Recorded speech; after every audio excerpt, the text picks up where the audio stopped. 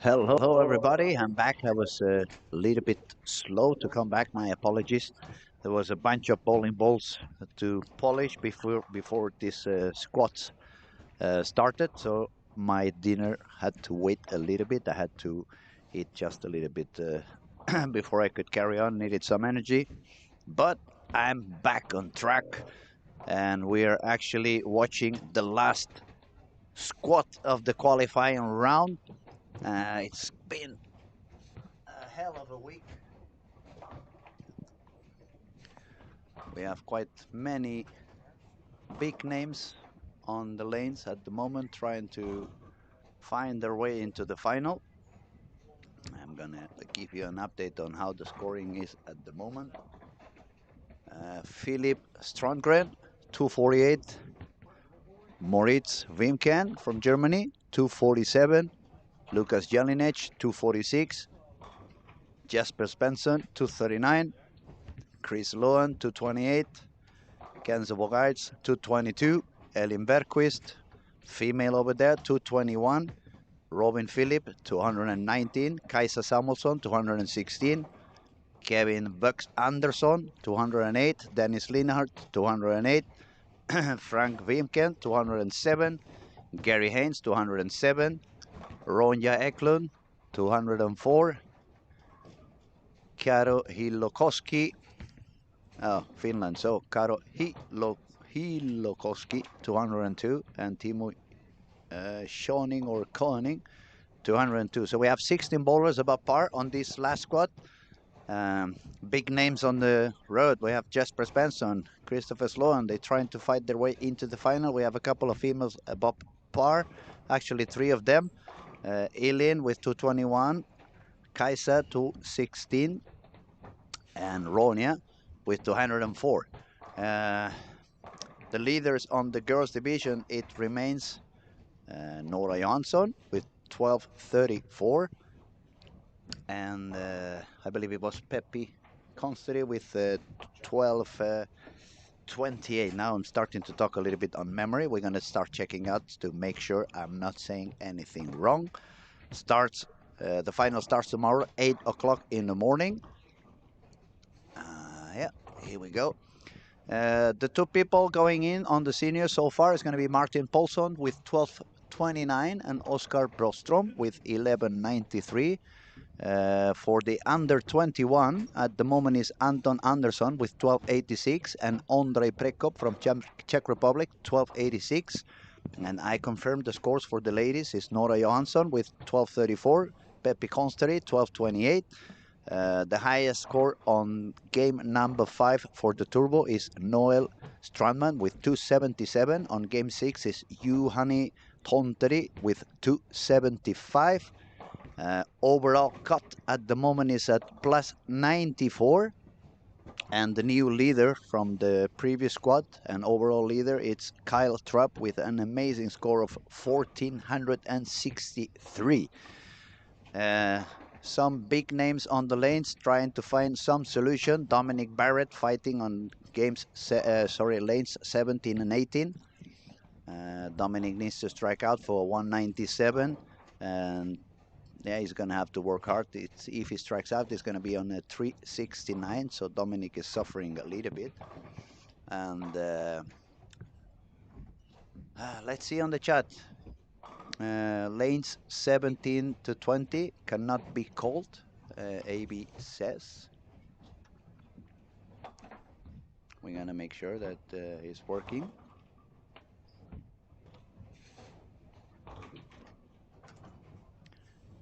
It doesn't seem to be any issue from our side, so if you are still connected, let us know. If you have some problems to watch the stream on lane 17 to 20. Then we have a message down here. Pierre says, I only missed the night shift live because I am 6 hours earlier, but I catch in replay. Very happy, and next year I will come to play as a senior. Oh, you will be more than welcome. It will be a pleasure to have another bowler coming in, showing how good you can be and how can you perform against all the seniors over here. It's a lot of talented people. Hopefully next year is going to be a little bit easier because if the health allows me, I'm gonna bowl myself next year again. And I'm definitely gonna need the pattern to be a little bit easy. Otherwise, everyone who has been listening is gonna be making fun on me. And then we have Benia Bojanen or Bojanen. Hello from Finland. I have been watching Lucky Larsen from the seats for a few years. Today from home, and have to say what an amazing place to watch bowling, and the whole bowling center is on fire. Indeed it is. It's the bowling alley is packed to the roof. The kitchen is on fire. Everybody is having food, so the poor chef is really working like crazy. And the atmosphere is really, really, really nice. It's a lot of passion coming and from the people watching behind. You can see some of them rooting for some of the bowlers, and some of them hoping that they don't do good because they are on the edge of the cut as well. So you can see a little bit of everything. But 4 games to go. We are ending game 2 at the moment. We're gonna have a quick update pretty soon, so I'll let you know which bowlers remain up there, which bowlers have dropped down a little bit. There was some people asking on the previous cut, is Jesper going to bowl? Actually, yes, Jesper is on the lanes. First game, as I said, it was pretty good. Now I'm gonna try to find out how he's doing on game 2. Scores are refreshing at the moment. Some people yet to finish on lane 13 and 14. For some reason, 13 and 14 always is a little bit delayed. It must be not the lucky number. We checked the online, and it seems like 17 to 20 is working for us. So AB, if it doesn't work for you, I suggest to try to refresh, see if that works better for you.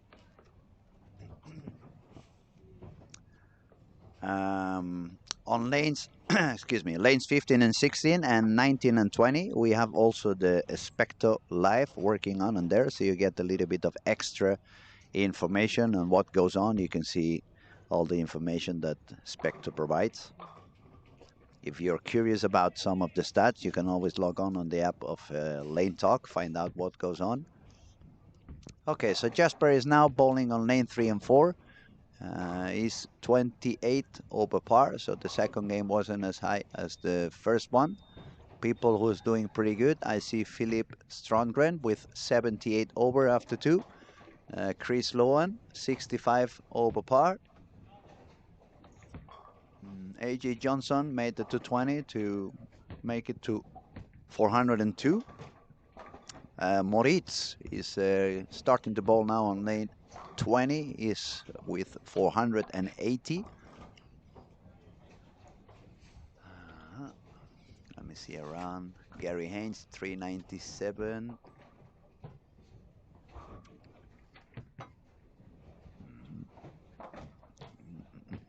Trying to see if there's someone else doing pretty good or scoring pretty high. But I don't see at the moment. So we're just going to wait a couple of minutes until everyone is done on that second squad and the scores refresh to have the proper complete ranking.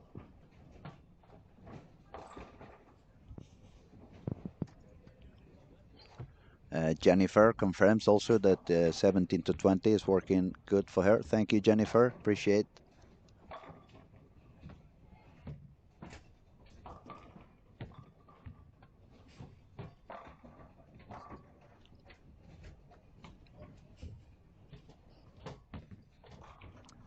Ronja Eklund made the 210, so she's now with 414, so 14 over par. This is the last squad, so whoever wants to make it into the final needs to manage to score this time right now.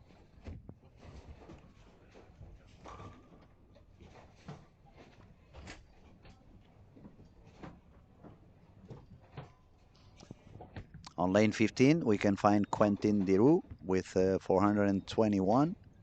Lucas Jelinek is going to bowl on lane 17, is 68 over. So unless I miscounted, it's at least 1, 2, 3 bowlers with a little bit higher than, no, 4 bowlers with a little bit more than 60 over. That's a good scoring pace. Oh my God, my tongue is becoming a little bit blurry. So is my brain. So I know you will all apologize me. It's been many, many hours, many, many days.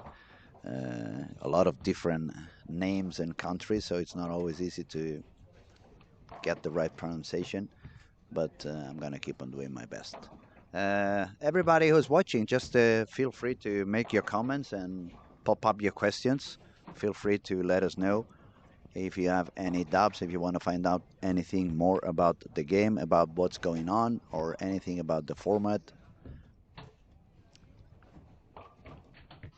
Okay, scores are updated. We have only 10 bowlers above par, so not so high as we wished. In the ladies division, at the moment, it's only Ronia above par, 414. Kaisa Samuelsson dropped down with a game of 160, so she's now with 376. And the same for Elin. She actually shot 148 on game 2, so she dropped down to 369. So for now, we're going to focus on top 4, which is Moritz from Germany, 480, Philip Strangren, 478, Lucas Jelinek, 468, and Chris Lohan, 465. Obviously, we're going to keep an eye on our Swedish superstar Jesper Svensson, who is currently with 28 over. And it's been a lot of questions about Jesper. Is he going to make it? Is he not going to make it? As I said before, the talent is obviously there. The ability, it's obviously there. But for some reason, this pattern is a little bit demanding, and it's not really working as good as Jesper wished. But let's not give up on him. He's a really, really amazing bowler, so he can find his way to succeed no matter what. 4 more games to go, and then the final scoring will be set. Everybody who has the chance to bowl tomorrow, it's going to have to wake up a little bit early, especially those who are on step 1. Bowling starts at 8 o'clock in the morning. That's 2 a.m. on the East Coast, 11 p.m. on the West Coast.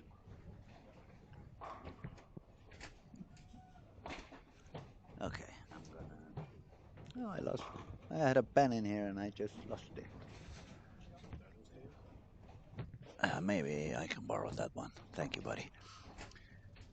Okay, I'm gonna grab a pen. I'm gonna write down those bowlers who we are wanting to follow, because they are bowling in many different lanes, and I don't want to be having to search them around over and over again.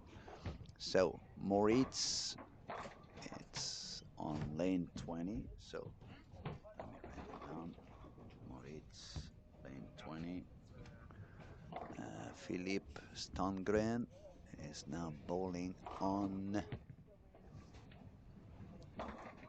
lane 5. So Philip 5. Number 3 is Lucas Jelinek, and Lucas is bowling on lane 17. So Jelinek, lane 17. Sloan, that's fine. Chris, where are you? My buddy on lane 7. Sloan is on lane 7. And Jesper is on lane 3. So we're going to keep an eye on Jesper for now as well. On lane 3.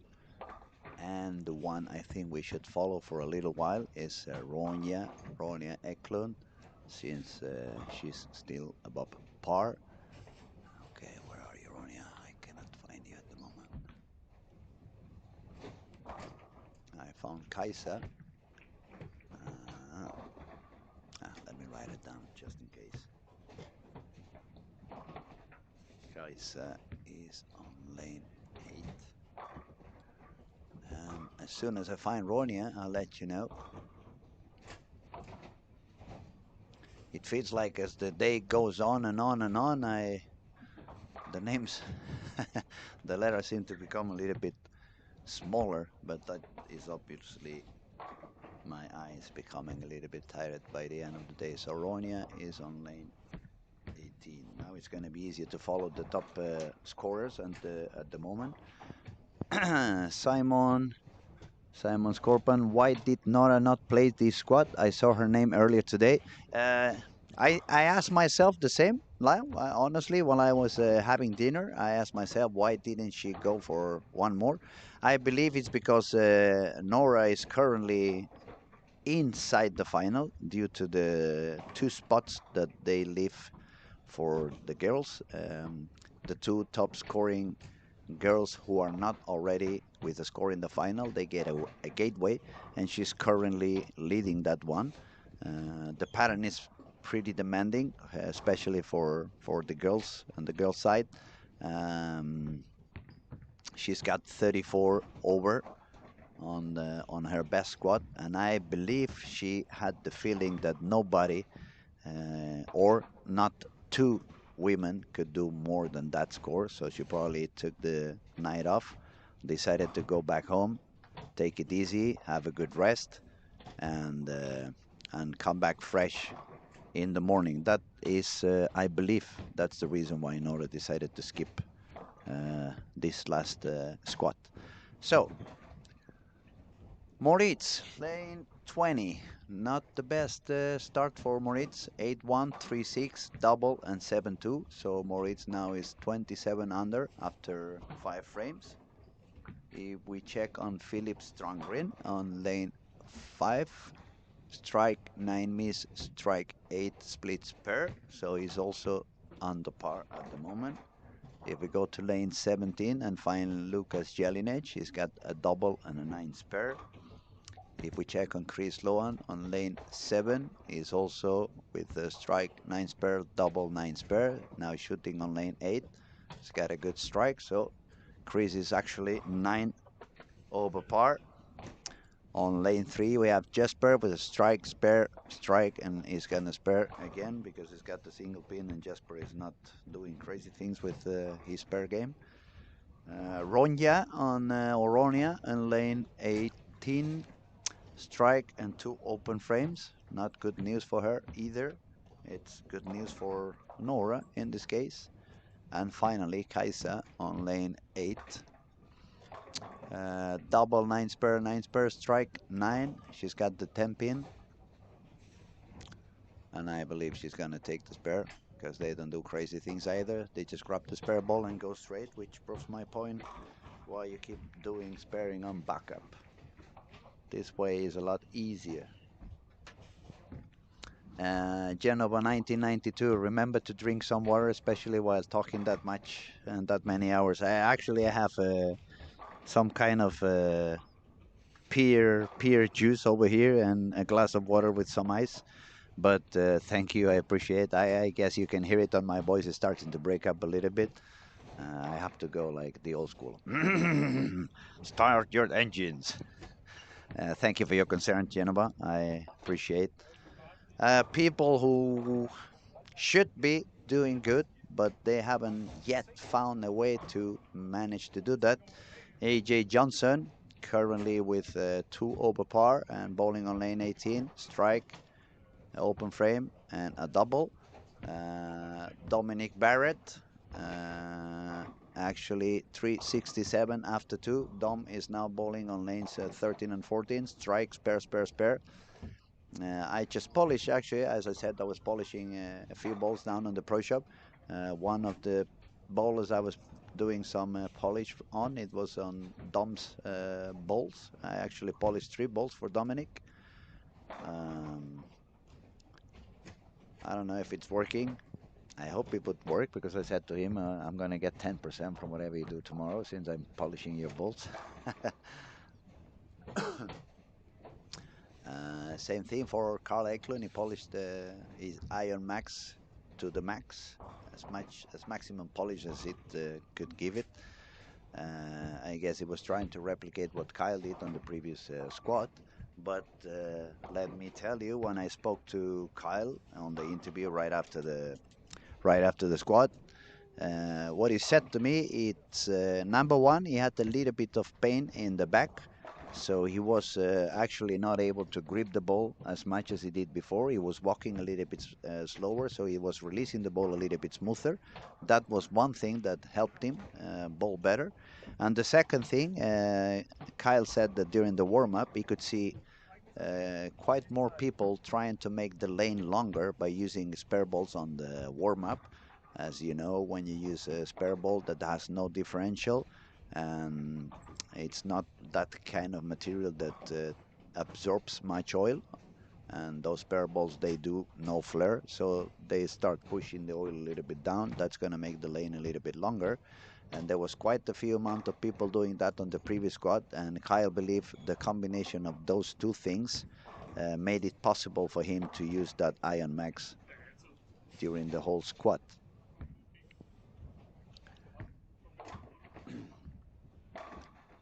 I'm gonna remind one more time, since I'm in the middle of those frames where nothing really happens. If you're watching and you have not subscribed to our channel, yes, just do that right away. It's very easy. You just have to click the button, subscribe. It's 100% free. It's costing you no money at all, and the main reason is if we can manage to have a lot more people subscribed and watching the online, YouTube is going to help us with that algorithm of them, and then we can remain this keeping it for free for a very long time, hopefully forever. And that's our main goal. We want the bowling community to be able to follow the best broadcasting, to see the best bowlers in action. We're gonna keep on. Obviously, this event is gonna be free until the very end, and after that, we're gonna have a lot of PBA regional in Sweden. The 2026 season is gonna come back with some PBA action in Sweden as well, and the Swedish National League, which some PBA bowlers join from time to time. That is probably the most exciting national league all over the world. These people up here, they really go crazy with their national league. It's a more electrifying atmosphere that you can find in most of the soccer games they play and stuff like that. So if you have never seen the national league, the national bowling league in Sweden, I'm sure you're gonna enjoy it. So as I said, just click subscribe and make us a little bit happier than we are at the moment. Now, game three usually is the game where people start finding a lot of issues and the lanes start to break down pretty fast during games three and four. But game three usually is the first one where people hits the wall. We have been seeing over and over again that many people having 60, 70, 80 over, and then when they come to game three, boom, 160, 150, 170. It has been happening over and over again. So hopefully that's not going to be what's going to happen tonight. We want to see a lot of striking. We want to have a lot of fun. And we're going to keep on pushing for the bowlers to find their way to get as better as they can and to bowl as good as possible. AJ Johnson fighting his way to make it into the final. He's got a lot to work to do. He's only with 2 over par, but now bowling on lane 19, strike, open frame, and a 4-bagger. Lucas Jelinek is also bowling on that 17 and 18. He's got double, spare, double. Let's have a look to our leader of the squad, Moritz, bowling on lane 20. Not good news for him. That's 4 open frames on that game so far. Just 1 double. He needs to strike out to shoot 189. If he shoots 189, he's only going to drop down 11 pins, so he would still be quite high in the scoring. But he has to strike out, so not easy. Let's find out about Philip on lane 3. No, lane 5, sorry, I don't even see my numbers anymore. Not good. Philip Strandgren. Strike, 9 miss, strike, 8 split but spare, and then a turkey. So Philip is managing to survive this one. We already spoke about Lucas Jelinek with a couple of doubles on lane 17. Now we have to have a look and see what is Sloan doing on lane 7. Christopher had a couple of doubles, but he just had a big split on frame number 8, strike on number 9. So if he strikes out, he's going to be on a 221. That would put him all the way to 86 over. That would be a good score after 4. And if we have a quick look to the girls division, Ronia still has a couple of open frames, no doubles on lane 18. And Kaisa, she's bowling on lane 8. She had one double, but now she had a couple of splits, so she needs to triple on the 10th to go for a 193 game. Kaisa is already 24 down. This one, even with doubling, is going to put her on 30 down, which means that on the last 3, she's going to need a little bit of higher scoring pace. She's going to have to be at least 50 something over, otherwise she's not going to be able to make it into the final through the ladies gateway.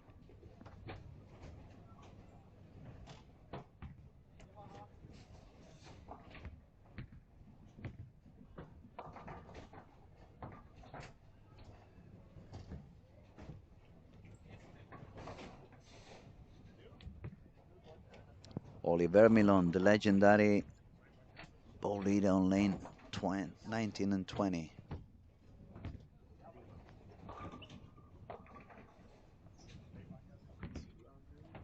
Godzilla.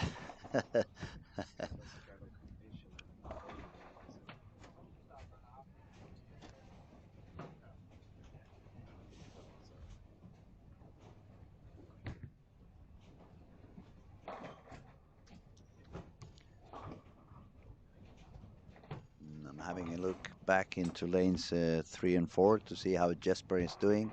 Strike, spare, strike, spare, strike, spare, spare, strike. So he was striking on one lane. All of a sudden, it did not strike on that lane, but he struck on the other one. It's time to put some strike together. Come in, Jesper. We want you in the final.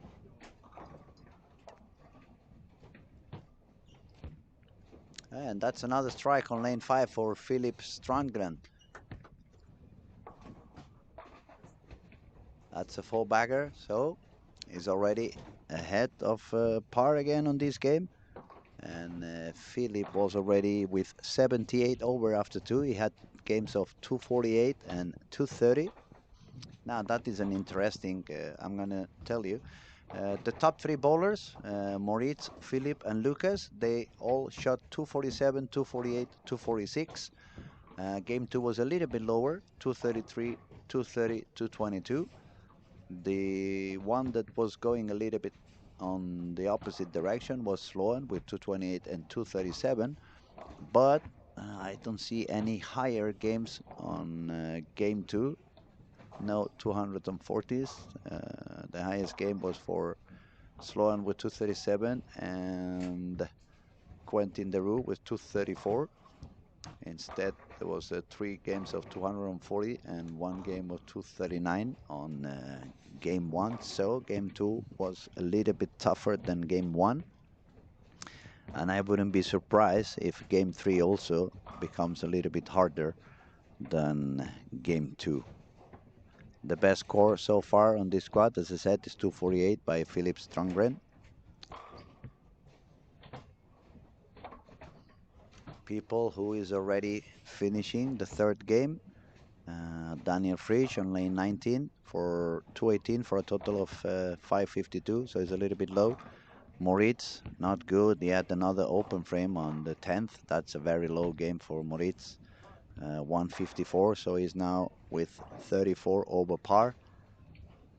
Still, he can manage to do okay. He's done a couple of high games, so if he does again a couple of high games, but he doesn't do a low one, he would still be on a okay pace. Maybe, as we said before, you don't need 150 over anymore. Probably 100 over, or even short to 100 over. Somewhere around 95, 96, 97 over could be enough. Gary Haynes on lane 2, he also finished. He's got 216 for 13 over par. Jesper, he paid attention to what I was telling. It was time to match those strikes, and he did. He just got a double on frame number 9. He's gonna now work on trying to get a triple and strike out to get a game of 228. Jesper's bowling on lanes 3 and 4. Dominic Barrett also is trying to come back on lanes 13 and 14. Strike, spare, spare, spare, and a full bagger. Yet the ball frames 9 and 10. So Dominic could go as high as 258. And Dominic definitely needs to start putting those big games over there. Otherwise, he's going to have a long, long way to go for the last three.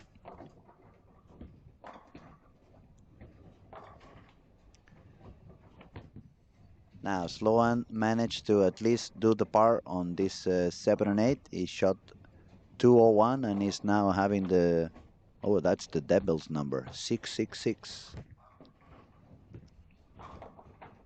Oh, another split for Jesper on the 10th. That's really not what we're looking for. He's not going to even make 200 unless he can spare that 4-6. And that is not something very easy to do.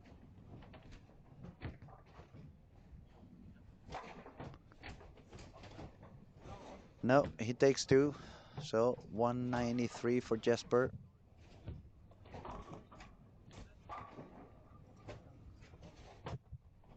Jesper is now 21 over par. Dominic Barrett managed to strike on the 9th. So he keeps going for that high 258. People who was doing good. We had Lucas Jelinek. He made a third double on this game. He can strike out for 246.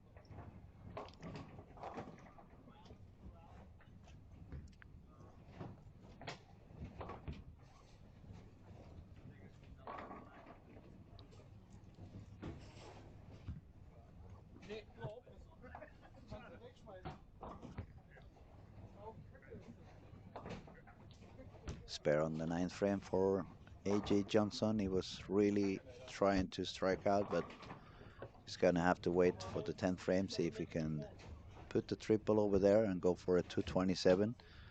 That would be not the highest score, but at least it would be above par.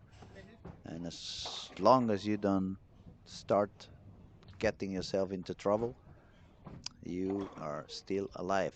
Let me remind you also that even if the score is not working very good, let's say Jasper, for example, if he manages to shoot 280 on either game 5 or game 6, that's the turbo games, that would still give him a getaway to get into the finals tomorrow.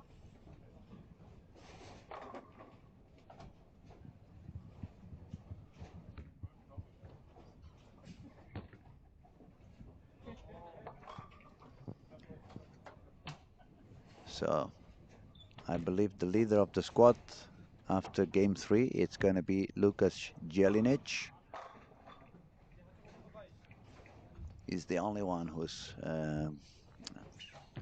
on the counting pins. He's the only one who could reach the 100 over after 3. Not anymore. That was not his best shot, but that's an easy spare. Left 4-pin. And Dom just got the strike on the 10th. Now he's going to try to get the strike on the 11th. Ooh, that's a bad payout. A little bit deep in the head pin. Big church for him. So it's a 5. It's going to take 3 because he don't want to give up any pin. But still going to be a game of 240. That's going to put him already above par, and Dominic was quite low. So it's important for him to find a way to keep on going as he did on this last game with a game of 240.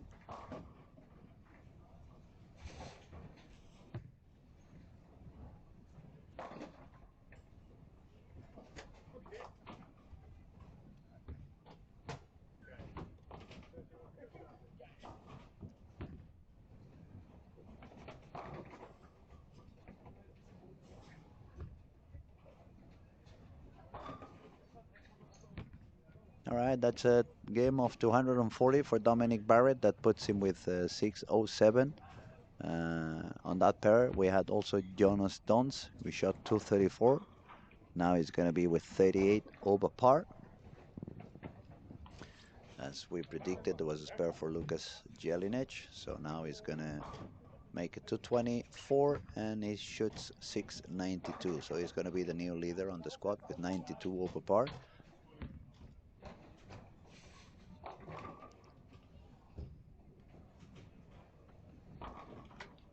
Now on the girls division, we had Ronnie on lane 18.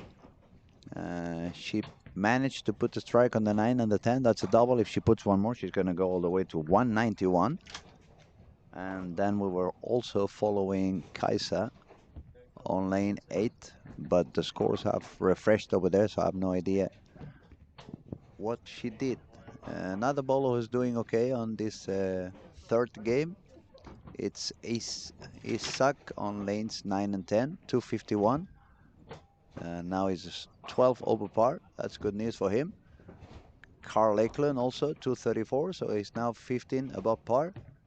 And as we have been telling you, probably the cut's going to be somewhere around 95 to 96, 97 over if some more bowlers make or manage to make that score on this last squad of the qualifying round. Now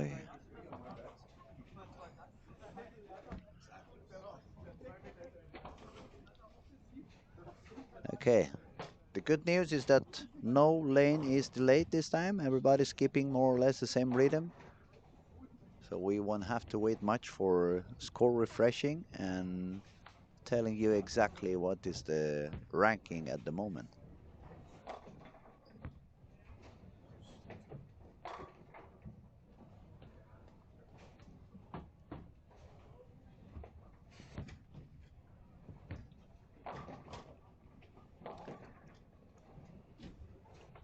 Yeah, we have Jennifer says that wasn't nice for the Iceman in the last frame.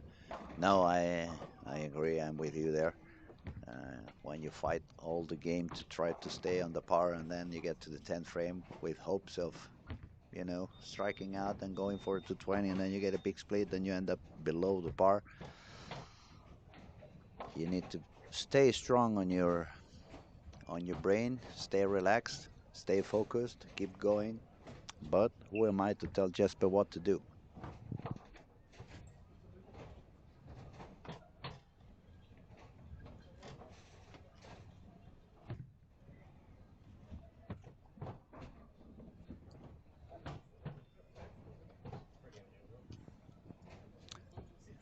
All right, now we have everybody switching lanes. Some of them are already bowling some. We have Sloan is now bowling on lane 4. I'm gonna keep an eye on him. Lucas Jelinek is bowling on lane 14. Philip Strongren is bowling on lane 2. We're gonna keep an eye on Moritz. Oh, we have a bowler who retired. Alexander. He decided not to bowl anymore.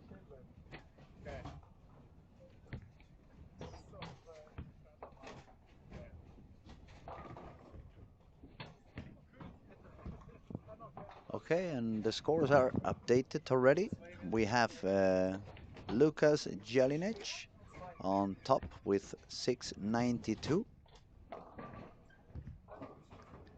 We have Philip Strongren with 680. If you want to follow any of them, Jelinek is bowling on lane 14. Philip is bowling on lane 2. Then we have Chris Sloan with 666. That's the Devil's number, bowling on lane number 4. Jonas Dons from Denmark. He made another good game, 234, so it's now 38 over.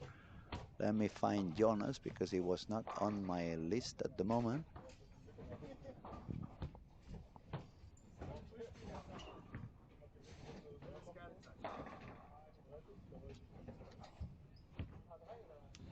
In the meantime, I saw Jesper. Jesper is going to bowl on lane 20. At the top, 21 over par. Yeah, I just found Jonas Dons. Jonas is 38 over and he's bowling on lane 17.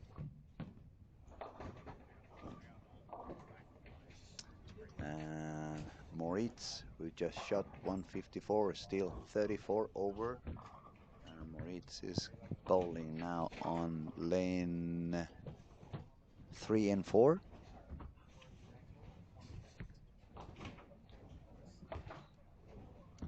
And let me see. The ladies, Ronia still above par, 603 for Ronia.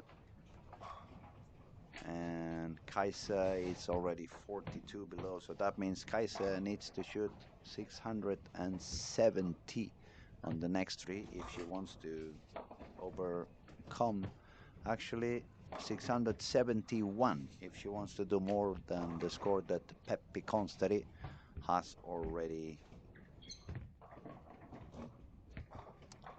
on the overall. So let me find where Ronia is bowling now.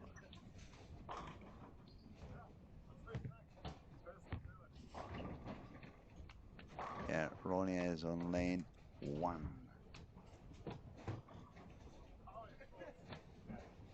Okay, I'm gonna update a little bit more of the scoring. It's 13 bowlers above par at the moment. Ronia is the last one with 603.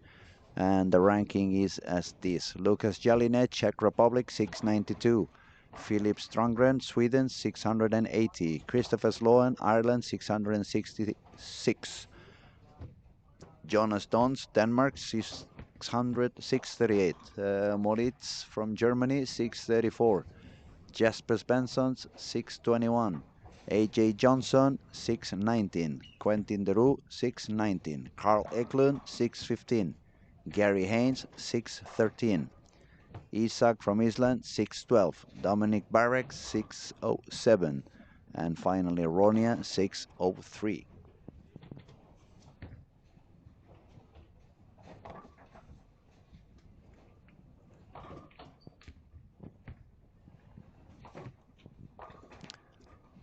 So we'll keep awake, we'll keep our eyes open in case somebody shows up and starts doing a lot of striking and can get any closer to the cut, but it doesn't look like any of those people who is not above par at the moment are going to have a real chance to make it.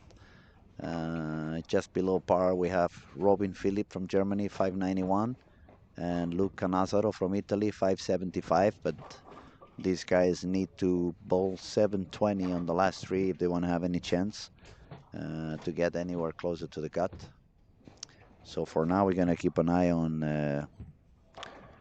the bowlers that we are sure that are still a contender and are close to that cut.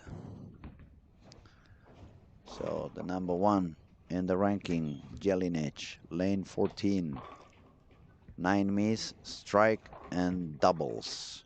So he just covers that 9 miss. Then we have Philip Strandgren from Sweden. Philip is bowling on lane 2, spare and open frame. Not good news. Then we find Sloan on lane 3 and 4. Double, 8 spare, 9 spare. Open frame with 6 and 2 and strike on the 6. So both Philip and Sloan are below par on this particular game. Then if I move my eyes to lane 20 on Jasper, Jasper is on lane 20 now, bowling reactive, quite deep inside, but that ball is hooking so early and gripping like crazy. It almost feels like the lane was tilted from the beginning. Open frame from Jasper, strike, 7 again on lane 20. Jonas Dons was doing okay. He's bowling on lane 17, but on this game he's a spare, spare, and open frame. And finally, the girls, Ronia on lane 1, spare, strike, and now she's short, a little bit short into the pocket. She left the 2, 4, 5, 8.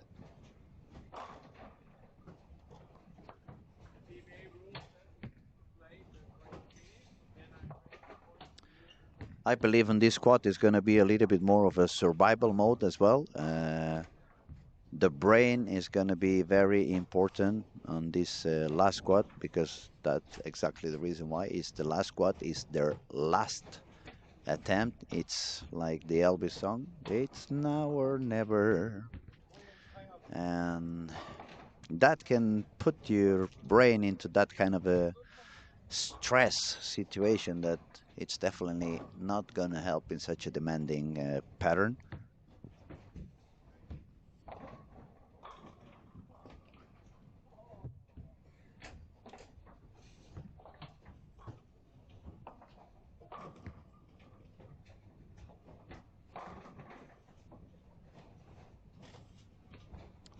So guys on the top, Lucas Jelinek made the triple. That's good news for him.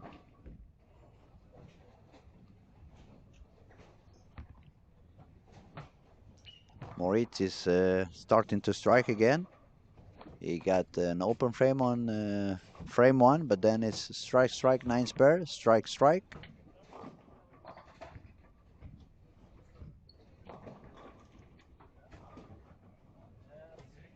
And he gets another one. So he's back on track.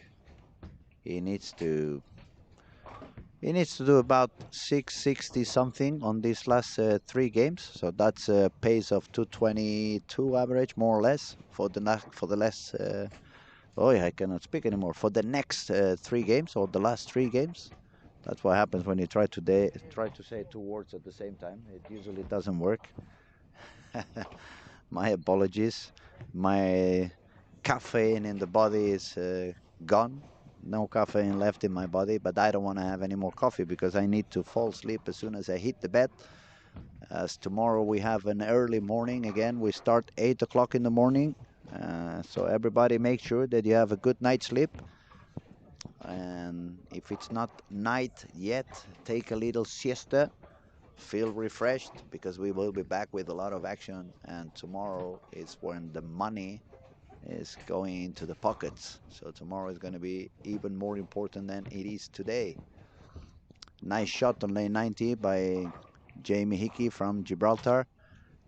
This guy has been learning a lot on this week. When he arrived here the first day, he shot somewhere around 900 in 6 games. Very, very different conditions to what he's used to in the south of Europe. They bowl with super easy night league patterns, and they have such a big, big, big room over there. So the first time you bowl in this kind of tough conditions, you go crazy. But he's going better and better. He's doing good. So good job, Jamie. Keep going. All right, let's have a look at the top scorers. Let me find them from one and going down. Lucas Jelinek, 692. Now Lucas is on lane 14. He's got the 9 miss, triple, 7 spare, and another single pin. I hope he's going to take it. If we move to Philip Strandgren, is 80 over. Philip is bowling on lane 2.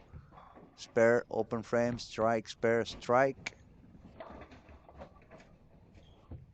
Christopher Sloan, he was on the 3rd position with the devil's number 666. Chris is now bowling on lane 3 and 4. He doesn't really love that pair particularly much. He started with a double, but now he has a couple of open frames. Strike on the 8th, but if he strikes out, he's only going to shoot 209, so it's not going to be a very high game. But definitely, he needs to be awake, stay awake. He cannot give away any more pins on this game, otherwise he's going to put himself under a lot of pressure for the last two. Jasper Svensson on lane 20, he definitely is not having fun. He's already a couple of frames, he's scratching his head. So he's probably wondering, why am I bowling this last squad? I could be home watching some football. Moritz, lane 3, open frame, but then double, 9 spare, triple, 9 miss. Oh God, what's going on with people? They're giving away so many pins, and you cannot give away any spares on this kind of conditions. You need to take every single spare. Come on. Now I'm gonna look on lane one, Ronia. Same for her, a couple of open frames, 6-3, 7-1, so it's not doing that good. Also on lane one and two, I just saw him with one of those happy celebrations for AJ Johnson, 9 spare, 9 spare, 9 spare, and triple. AJ is currently with 19 over, so he's still alive. I know he's gonna fight until the very last frame, so why not? Keep on going. Who else is okay? Where is Dom? Dominic, where are you? You you hit somewhere, but I'm gonna find you.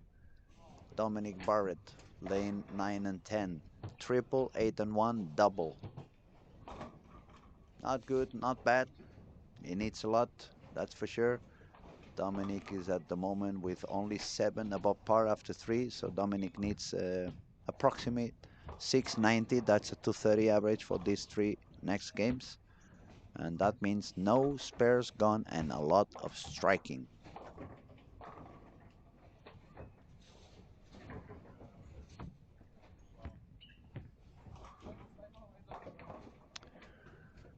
Now the bowler is striking pretty much on this game. On lane 17 and 18, Tobias Bright, double 9 spare and a 4 bagger.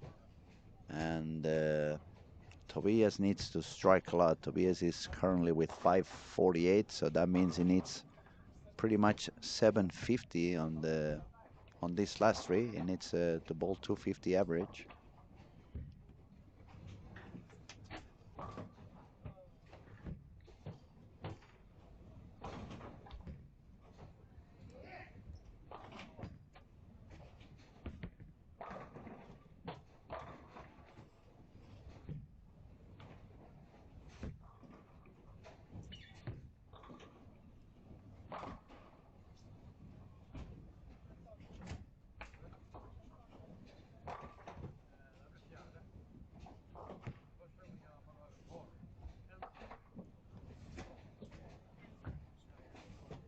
Another strike for Tobias on 17 and 18, so now it's a double 9 spare and 4 in a row. If Tobias shot 279, that would be striking out. That would put him somewhere about 37 over, and still would need another couple of good games. He would need the 460 on the last 2. He can do it, but it's not easy, especially on under this kind of pressure and this kind of conditions.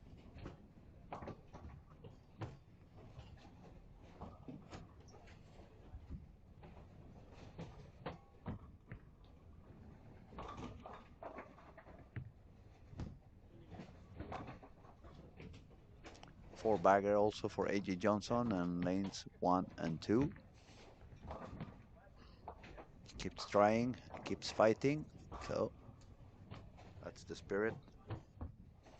Now let's go back and see what the leaders were doing. Lucas Jelinek, lane 14. 9 miss, triple, spare, spare, spare, strike. If he doesn't strike again or he doesn't double, it's only on a par on this game. That would be a 202. Not bad. I mean, you keep going up. You don't want to go down, that's for sure. He's already 34 over with a few frames to go. But yeah, he got a double. It was not his best shot. We could see on his kind of reaction, he wanted the ball to do something different and go a little bit longer, but he managed to do that double. He managed to get that one. He still has a chance to go for a 230 game, so that would be pretty good for him. If we have a look at Philip Strandgren, still with a couple of open frames, no strikes. If he strikes out, he's gonna go all the way to 210, but that's a lot of striking to do to stay alive. So we will see if he manages to survive that lanes 1 and 2. And that is also a little bit of keeping relaxed on your brain and keeping your mind on the right spot, because you are up there, you have to score, and then you start to feel like you're losing it, but there's 2 people on your same pair with a 5 bagger each, and that sometimes can cause a little bit of a distraction. You start asking, why can they do it and I'm not doing it?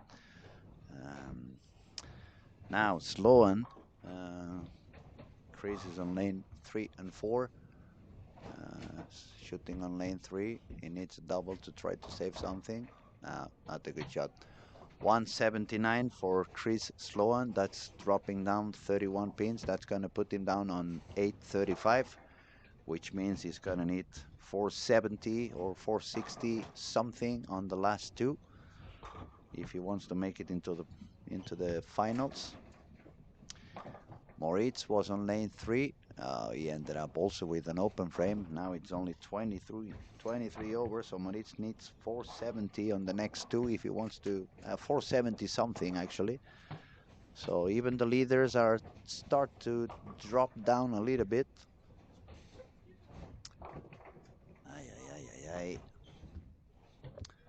Just for you to see, for example, we had Philip Strandgren. He was number 2 in the squad with 680.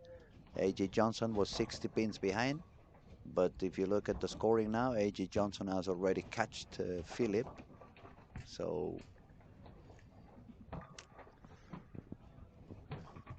far, the guys who were on the top, the only one that seems to be surviving this game number 4 is going to be Lucas Jelinek on lane 14.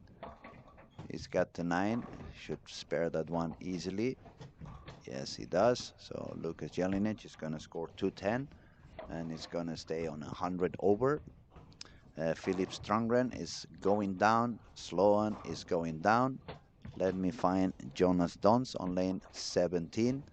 No, he's also going down. Even if he triples, it's below 180.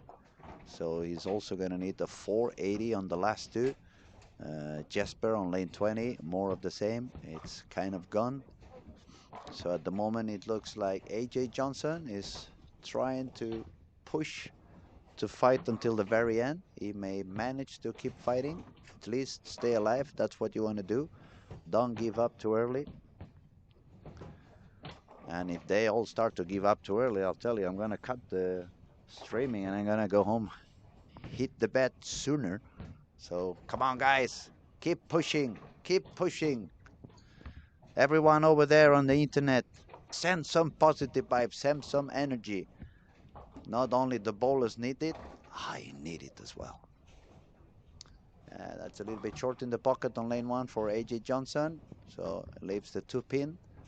Good for him. It's only the 2 and not the 210.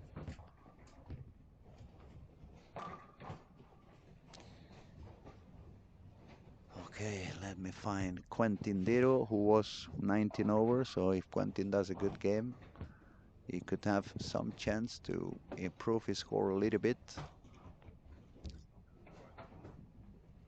Yeah, double, open frame, double, spare, spare. Now he's got an 8. Maximum score for him would be 219. That would put him with 838. So it's another guy who needs 460, 470. We're running out of options, ladies and gentlemen. Everybody needs to shoot 470 on the last two, except for Lucas Jelinek. The scores are going down, and why am I surprised? It's game 3 and 4. It's been happening all week long. Okay, I'm gonna find Ronia on lane 1. No, the same, she's gone. My, they are pushing me home, you know.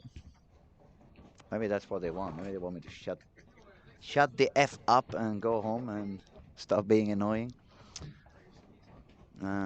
Jennifer Carlson, it's really been anyone's game during these squads, which is really fun. If you find something that works, it looks so easy, but most seem to struggle a lot.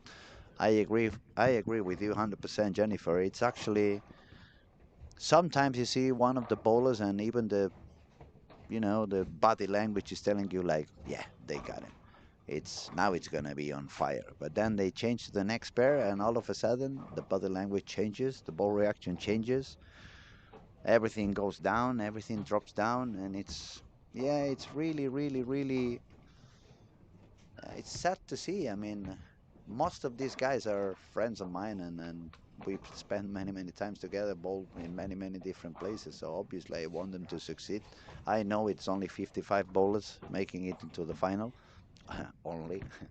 It's a big number, but you know what I mean. It's about 400 bowlers in here. We were counting early before with Victor, and it was, I think, we said 376 bowlers, so that's a lot of people bowling. Obviously, it's not enough room for everybody. Um, Let me check on Jonas Stones, 164. No, Jonas is also gone. He needs 500 on the last two. Ronia, she needs a miracle. I should put Freddie Mercury on now. It's a miracle we need. My. Carl Eklund also trying to survive. 210 on lane 15 for a total score of 825. Well, Carl is under 21, so he doesn't really need to shoot as high as the cut. He needs to shoot 10 pins less. I believe it was the under 21. And yes, actually, that's the number. It was correct. 376 bowlers and about 1,000 squats because some of them I bowl, some of them have bowled quite a few. So Lucas Jelinek so far seems to be the only one who's going to manage to have a quite high score to be alive.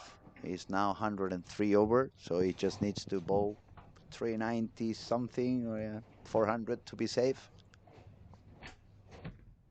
Genova, let's take a moment to appreciate your work as caster during the qualification. You made them really more enjoyable with. Oh, I appreciate that. Thank you very much for your kind words. That makes my day, and I'm going to bed a lot happier. So thank you for your kind words. We have Joran Pettersson. Hello all. Jesper Svensson, frame 6 is not 9, it is 8. You should alert them. I have read that a little bit too late. I think I'm not sure they rectified or not. Probably Jesper is a little bit, I would say, kind of done. He just took a spare on the 10th frame, a little bit of a backup, which is not something he does very often. So that tells me a lot about his status at the moment and how he feels on the lanes. But I can understand because Jesper is a defending champion. And it's not so funny to lose your title without being able to defend it on the finals.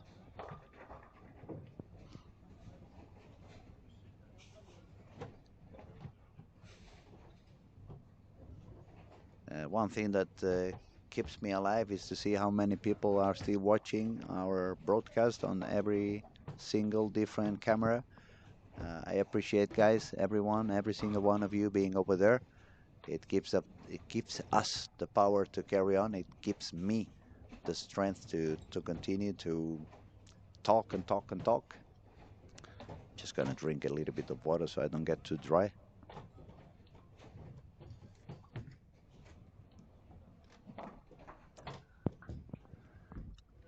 Ida Bloom, I can only agree. It's been really enjoyable to watch the streams. Thanks to the funny and varied commentary. Oh, tack så mycket. I appreciate so much. I actually must say it has been very fun to me as well. It can be a little bit long at some points. I'm not gonna lie. Sometimes when you see a lot of people struggling and they're not really striking, I really feel like I want to go out there running and grab them on the shirt and say, what the hell, come on, keep doing whatever you have to do and find a way, find a solution. But it's been a lot of fun. We have been sharing the booth with quite many different people, all the way from Magnus Johnson as probably the oldest one who was sitting on the chair. So it was fun to talk with Magnus about the past and how he can see bowling from his perspective. Then we had a few different PBA guys passing by. We had Ryan Barnes, who it was a blast yesterday. I believe that was the funniest of them all because we had the pleasure to have Walter Ray also on the chat, talking a lot, being very kind to be talking with all of us. We had Andrew Anderson, we had Frankie Lavoie, Earlier today, we were with the motive ball rep, and he gave us a lot of perhaps more information that he would have wanted. But it was a really, really interesting talk for me. It was. I'm very curious, and it's always room for learning a little bit more. And I guess that's the spirit. We try to, at least from my side, I try to help everyone who's watching to if unless you are somebody who already knows more about bowling than I do, but if you're a little bit more in the amateur area, or you're more on a beginner, try to help you see the game, try to help you understand how we try to approach the game, all the complexity, not only about technique, but we've been talking many different topics: lane reading, equipment, um, mental strategy, different ways of trying to get your mind on the right spot. So it definitely has been fun to share all these hours with all those different names and bowlers, and definitely it would have not been as fun without everyone over there talking back to us and giving us some feedback. Some people has been really helping out. Like I can recall, for example, Lobo to me has been giving us quite different funny stats, but that help us explain a lot of of what's going on. We had also Jokke, Norwegian coach. He was joining us and talking to us, giving us some of the things that are happening in the Norwegian Federation, which is also quite interesting.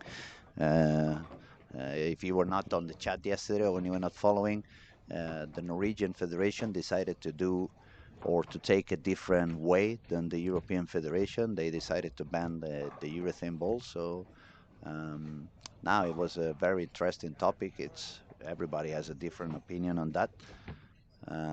Yes, I agree. Brad Spangler was really, really, really fun to talk to. I see some more messages. Let me have a read on everyone. We have Oscar. Great job, Luis. Regards from Hector and me. See you soon. I'll see you pretty soon. I'm flying back on Monday night. I have a doctor appointment Tuesday early in the morning, and hopefully everything is fine so I can start doing some coaching again with you guys from Tuesday or Wednesday.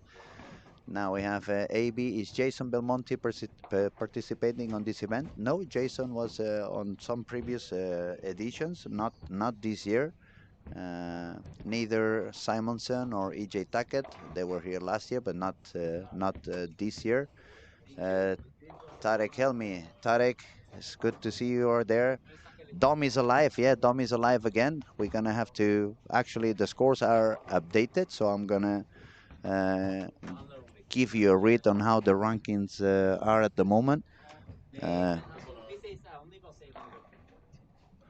Uh, Lucas Jelinek is on the lead now, 103 over. AJ Johnson is number 2, 55 over. Philip Strongren, number 3, 49 over. Christopher Sloan, number 4, 45 over. Dominic back live, 38 over. Is Dominic gonna make it? Why not? Why not? He's got the talent, definitely. Last two games, 240, 231. Maybe that polish I gave to his balls is starting to work out now on the at the middle of the squad. Quentin from France, 826. Carl Eklund, 825, also still alive. Moritz from Germany, 823. Ooh, it's getting tight over there, but the cut at the moment is plus 92. Let's say two or three of these guys make it in, so it would go up to 95. So people like Carl Eklund, 470. Can he make it? Yes, he can. Um, Back to the chat. As I was saying, Tarek, it's good to talk to you. I hope we cross paths sooner. Lobo to me, I'm in bed sheets now, so no stats from. No worries, man. Take it easy. I was just wanting to say thank you for all the cooperation. It was fun to have those stats, so I appreciate so much. Valentin, must be hard to remain focused on those tough conditions when you know you need 470 in the last two games to make the cut in the last squad. Great broadcasting through. I appreciate back, man. We're doing our best, and I agree with you completely. That was one of the things I was saying now at the beginning. This week has been very, very tough. These players have been trying over and over again. And it's not easy when you put on the top of it that this is your last chance, and then the brain can start to stress a little bit itself and like go, oh, I need to, I need to. We were talking about this actually on the previous cut. You don't want to put that kind of a thought on your brain. You never want to tell yourself, I have to or I need to. You have to put your brain on the I want to and I can do it. So, but these bowlers are really, really talented. So it's still, as long as they are breathing and mathematically is possible, don't give up on any of them. Now, let's see who else is talking. Jennifer, hoping all these views will alert more competition to stream the games. Fun to be able to watch when you can be here live. Yes, that's the main idea, and that's why we keep asking everyone over there to subscribe to our channel. So the more you are subscribed, the easier it's going to get to for us to keep this 100% for free. Not only this one, but next events to come like PBA Regional in Sweden, PBA National League, perhaps some fun videos and collaborations with some of the PBA bowlers, perhaps some bowl reviews.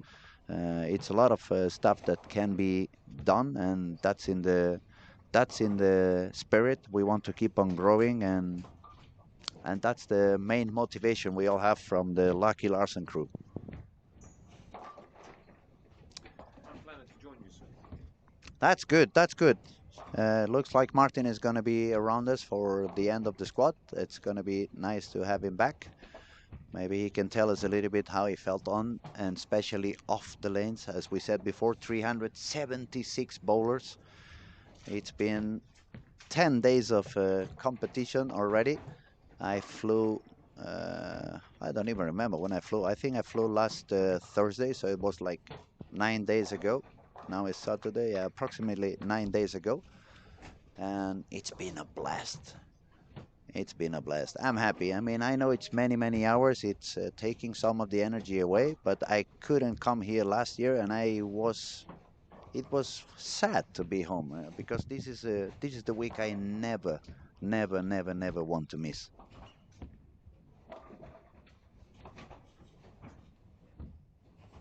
Ah, it's true, Tarek. I agree completely. It's not easy, but when we are surrounded by so many bowlers who have, you know, this kind of love for the sport and the spirit, it's always beautiful. There's no money who can buy happiness. Money can buy happiness, that's for sure. Happiness is having your heart full of love. And this week over here, my heart is more than filled with love. It's every step I go out there, you find somebody you know, you bowled with, or you coached, or you talk to, even you admire. So it's really, really a very, very beautiful atmosphere. So I really encourage you, everyone who has not been here before, start booking for next season. Storm Blackie Larsen is going to go on for many, many years to go. And we hope to be even more people next year. We hope it's going to be even more days of competition, even more squads. We have the energy for that. It feels like every year we are 1 year younger. So get your ass into Sweden. Come on. Okay, before I carry on with my enthusiasm, I think we should pay attention to those who were on the top. Lucas Jelinek, it was 103 over. Let me find Lucas. He was moving to the left, unless I'm wrong. Or was he moving right? See, that's what happened when you talk so much and you stop writing down the things. I had my notebook over here and my pen, but my pen I didn't use properly on these last few minutes. And now I lost Lucas. But I'll find him, don't worry. I see Dominic Barrett on 5 and 6. I'm going to write down his name over here. Dom on lane 5. Dom is fighting to make it on the very last moment. Dom is at the moment 38 over par. He's got a spare and a triple on games 5 and 6.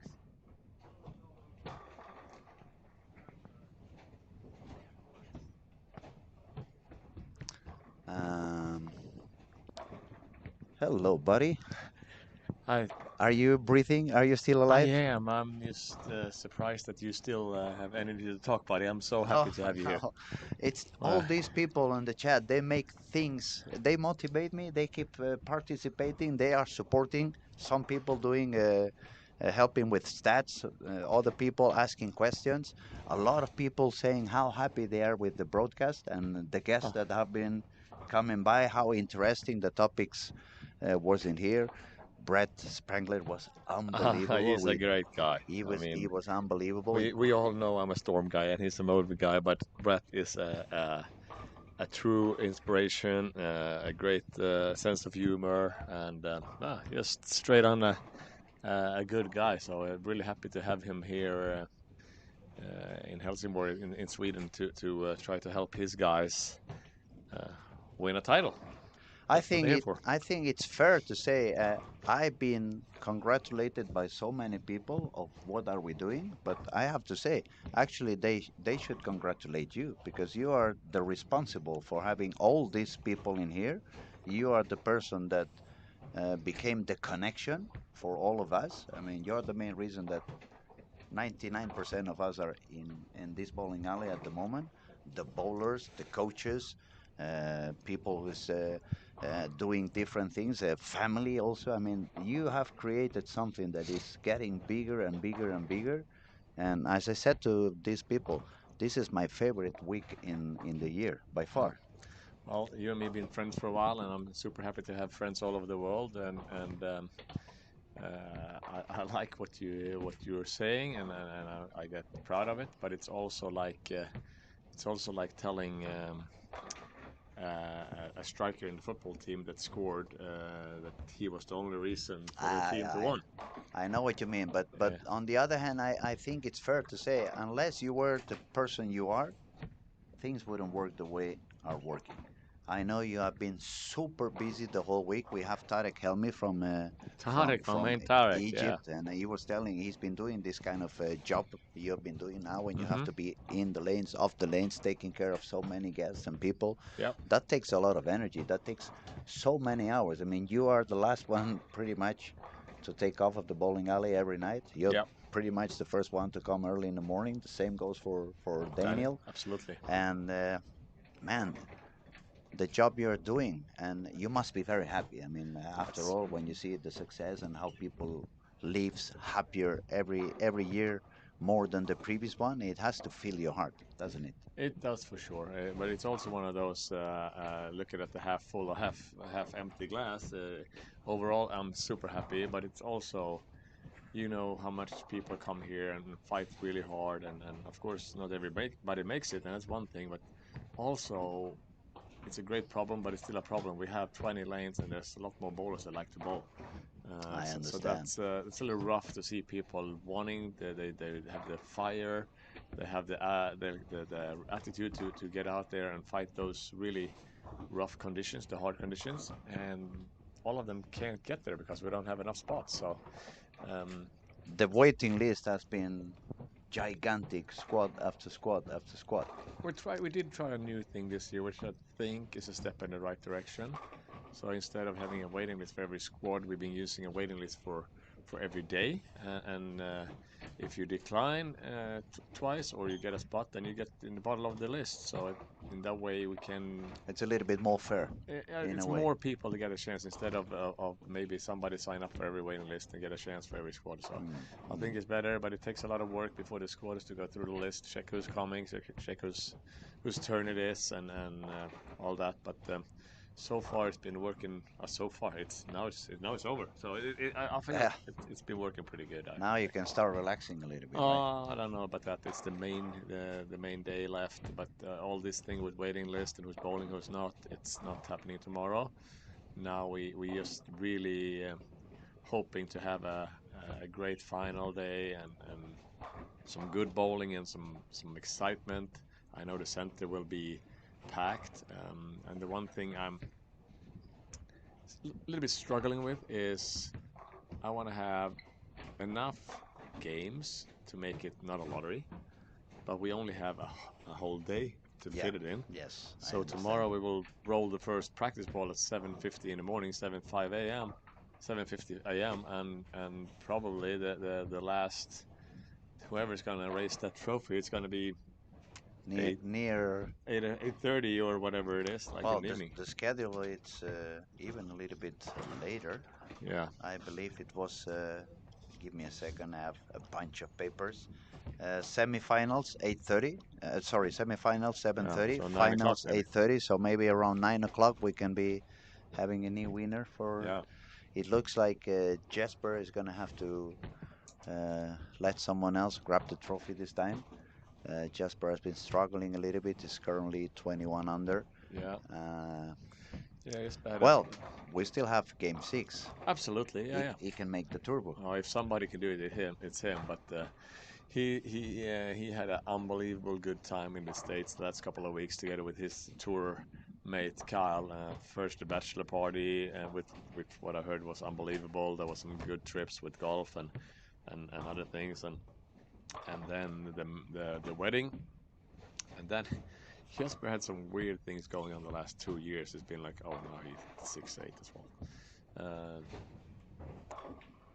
every trip back home from the States has been a debacle. Like it's been something going wrong all the time. And this time he was supposed to get back home Monday, I think AM sometime, Hmm. and then it started getting delayed the first flight. So I think he barely made it to the Monday, like late Monday.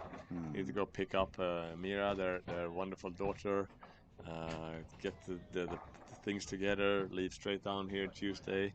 Not enough time for practice, not enough time to recover. And on top of that, the lanes has been really, really challenging this year. And Yes, I Jesper agree. is one of those guys that you get a feel for it. You can strike forever, but I think this time it's not really his A game. He just couldn't really find what was gonna work good for him. What I've seen, when he tried his most common game with the urethane, a little bit more into the corner area, to call it in one way, he couldn't really find enough room in any direction. And definitely every time he has tried the reactive and move deep inside, due to his incredible high rev rate, the ball is reading super early. It's becoming super sensitive. Yeah, I Uh, still think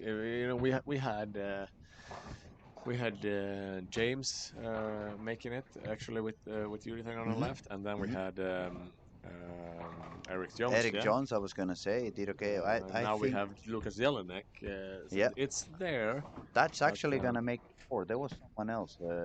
We checked on the previous squad while Victor was here, because we had the question on the chat. They said it looks like it's not many lefties. Actually, we saw on the total it was 40 lefty bowlers in the event of a total of 376. So okay, that's more or less 10%.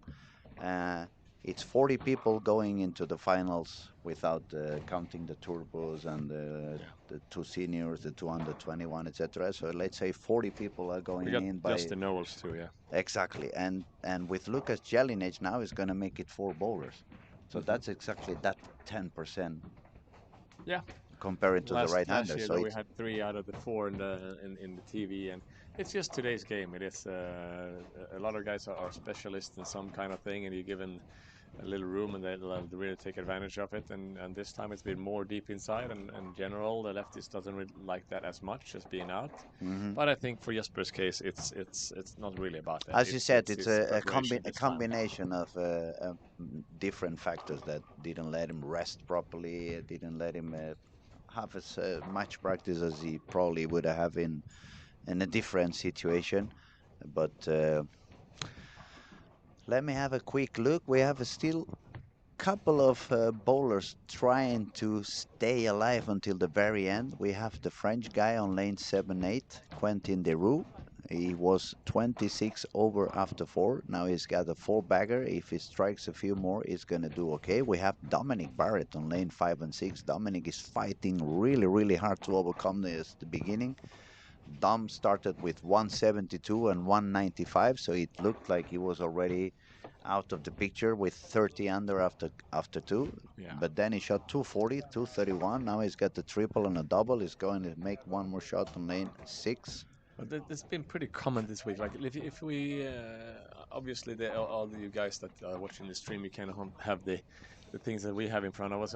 We have all the channels plus the scores for this squad. But looking at the scores, this squad it's pretty much the same as it's been the whole week. We have one guy that's been kind of crushing them, 100 over, and the worst game is 211. Then all the rest is like they're struggling At some somewhere. point, exactly. At some AJ point, you is hit the wall. yeah, AJ is starting 180, and then the rest are on 220, 230s. We had Philip Steingren like 240, 230, 20, 160. Sloan 220, 230, 20, 170. Dominic 170, 190, 240, 230. And again, the next one is Quentin Deroux, a great French bowler at 180, 230, 190, 20. It's just really, really, really tough to keep it consistent It up there. keeps happening. It keeps happening. We have seen it in so many bowlers, and people kept asking, why is it happening? Why is people having so many issues? So we have been explaining over and over again. It's a very demanding pattern, but not only the pattern is demanding, but the traffic that's happening on the lanes is making it some. And some of the pairs, all of a sudden you get there, they have a different strategy. For example, this last squad when Kyle shot 263 over. People in the chat was quite impressed that he was using the IO Max polish for 6 games. Then when I did the interview to Kyle, I asked him about that. He said, well, there was a combination of factors actually. He said they had a little bit of pain in the back, so that caused him to slow down a little bit in the approach and become a little bit weaker, bowl a little bit softer in a way. Then the second factor that he said he felt different, it was a lot more bowlers using some plastic during the warm-up to try to push a little bit the oil down. Okay. So he felt that on that squad was the only one that he could have really done the way he did. He felt like the lanes held a little bit longer than on any of the previous squads he had bowled, and that is part of the game today as well. It's Yeah, it could be. I still personally still think it was about that he actually executed better. He looked really focused. He looked like dialed in the way you see the best guys on tour, best guys in the world when they're like just into what they're doing on the lanes. Like they don't care about anything else. That's the thing. And his hand position, whatever he rolls it, like touch, everything. It looked like he was there to make it. Like it was there was nothing going to be in between him and getting a good score.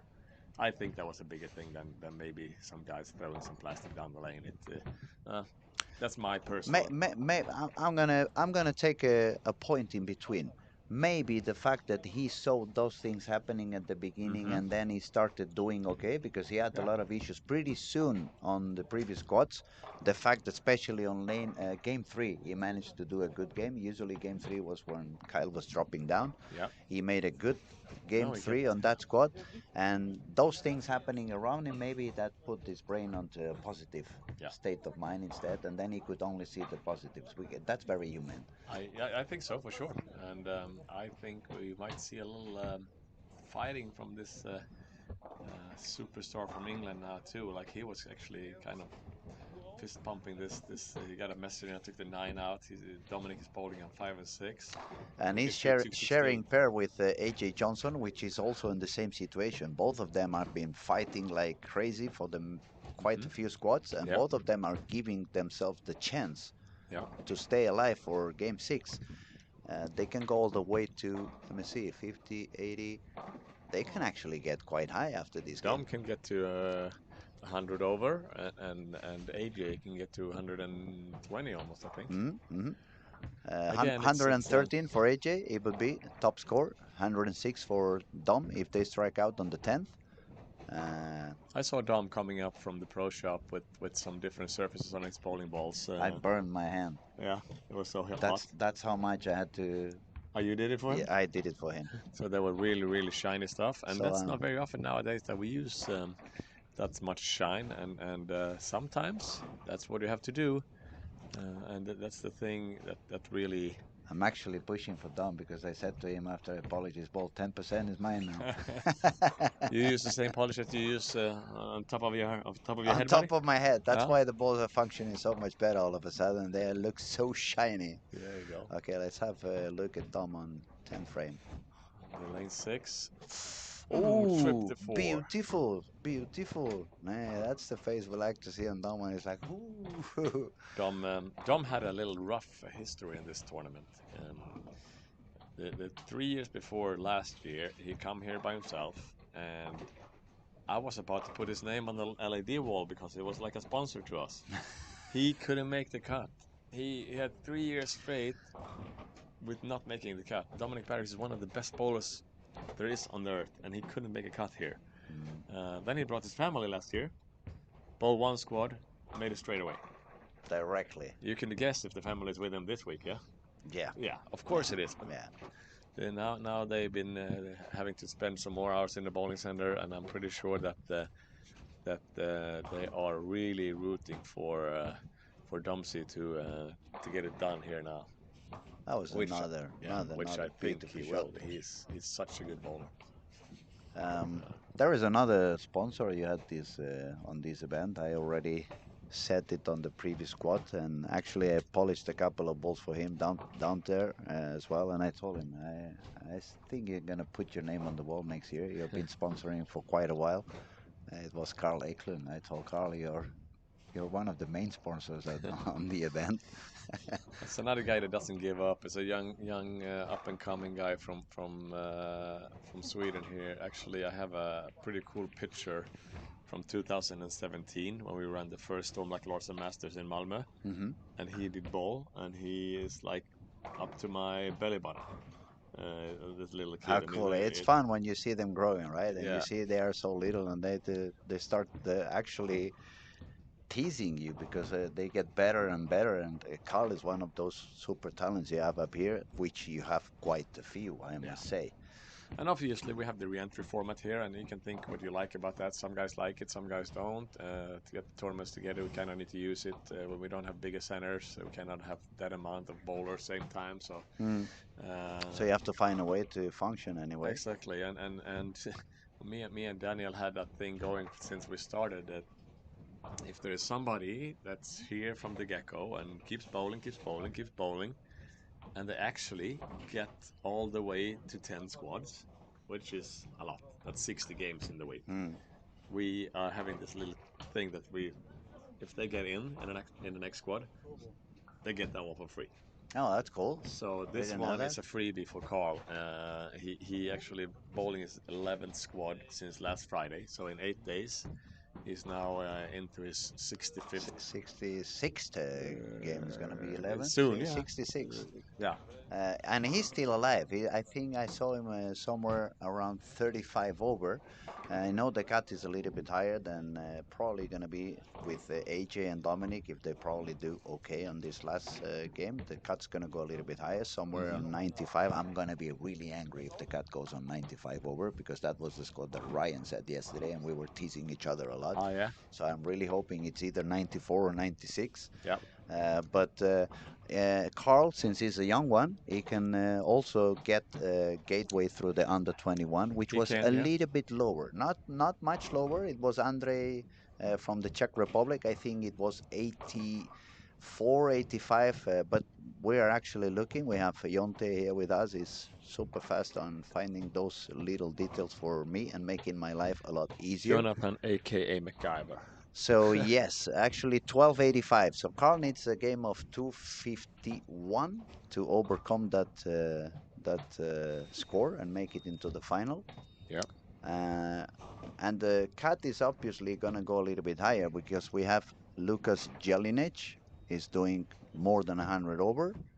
AJ Johnson is more than 100 over, and Dominic Barrett is more than 100 over. Mm-hmm. We're gonna have the total scoring Pretty after soon. 5 pretty soon. Yeah, it's a couple of guys ending the last frame on the game 5, so it's we gonna actually update going pretty soon. into the last qualification game now. Squad number, what squad? Squad number 27. 27. There was a lot of 20. people asking, is there gonna be a 300 game? It's a very tough pattern. Perhaps I said perhaps tomorrow when they bowl just on that semi-finals, quarterfinals, when it's only one bowler per lane and it's Yeah. not so much traffic.